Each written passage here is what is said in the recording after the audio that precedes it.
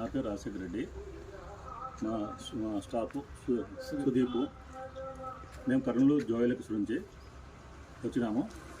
మా మేనేజరు చంద్రమోహన్ గారు వీడియో చూసి ఆ వీడియో దగ్గర ప్రాబ్లం తెలుసుకొని మమ్మల్ని పంపడం జరిగినది. మా చంద్రమోహన్ గారు వాళ్ళ సహాయంతో మేము ఇక్కడ వచ్చాము. వాళ్ళ తోచిన సహాయంతో మేము వచ్చి ఇక్కడ ఈరోజు జీవో ఇవ్వడం జరిగినది.